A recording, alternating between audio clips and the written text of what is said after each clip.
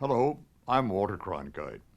He only had an 8th grade education, yet for a dozen years the press referred to him as one of the most powerful people in the nation. In the darkest days of the Great Depression, President Franklin Roosevelt called on him to help save railroads, banks, farms, and businesses. When World War loomed, the president turned to him again to help the Allied nations prepare for battle. But I first knew of him when I was growing up in Houston. It seemed like the tallest buildings in town all belonged to him. He was Jesse Holman Jones.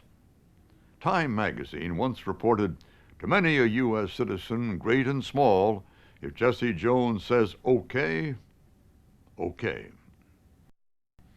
And Jones' crony, humorous Will Rogers, was fond of saying, "I get all my money information from Jesse Jones." In one way or another, so did the rest of the nation. He's a forgotten hero from one of the most important chapters in our nation's history. Brother, Can You Spare a Billion? The story of Jesse H. Jones.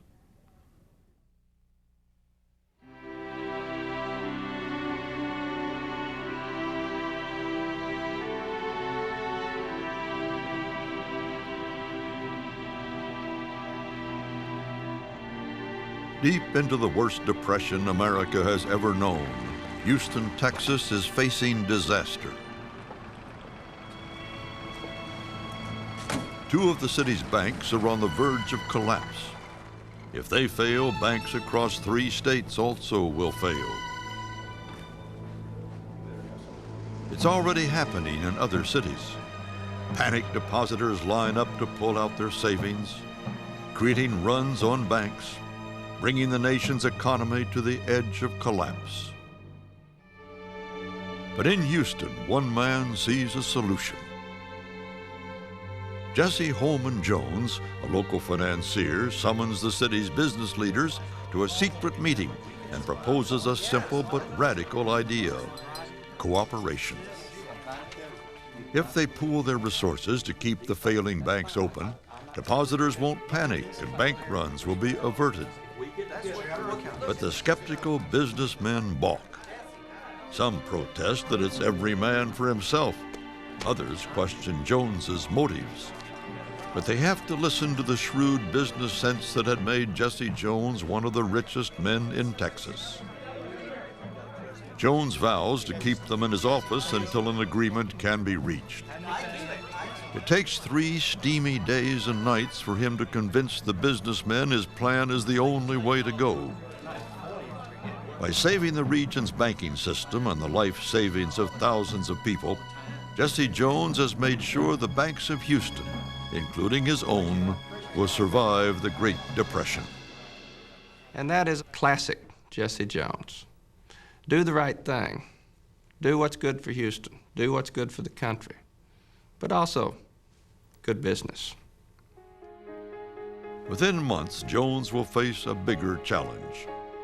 He'll be called to Washington to rescue the nation's banks and help President Franklin Roosevelt save the American capitalist system.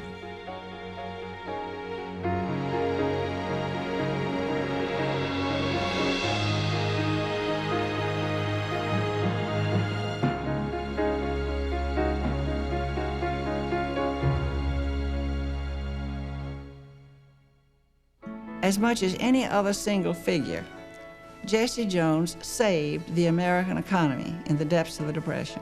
He believed in an activist government. He knew it was necessary. He knew the Wall Street crowd had had their chance and they'd failed. He had billions of dollars at his disposal, and he could give it anywhere he wanted to without the approval of anybody. One of the things his critics always said about him is that he was a large man with a large ego. He used Roosevelt. Roosevelt used him. One of the great untold stories of the New Deal, which we are starting to learn more about, is the role of this Houston banker in the grand scheme of the New Deal and the mobilization for World War II. A huge presence in 20th century America. That's Jesse Jones.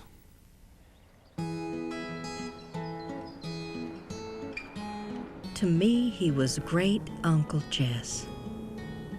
I was one of a bunch of nieces and nephews who just adored him. But I was never sure why he was so famous. I know he helped fight the Great Depression, and he helped us win World War II. The national magazines called my great-uncle the most powerful man in the nation, next to President Roosevelt. Kingpin of all Texans in Washington is the great and powerful Jesse Holman Jones of Houston. But I always wondered how he got there. That's why I came here, to Robertson County, Tennessee. He was raised on a tobacco farm and never went past the 8th grade in school. But somehow, he got to Texas, made a fortune, and went to Washington and helped change the world.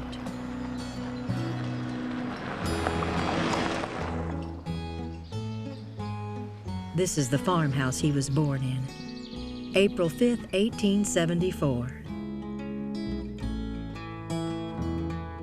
When Uncle Jess was 12, his father was doing pretty well in the tobacco business, and he moved the family here to a much bigger farm.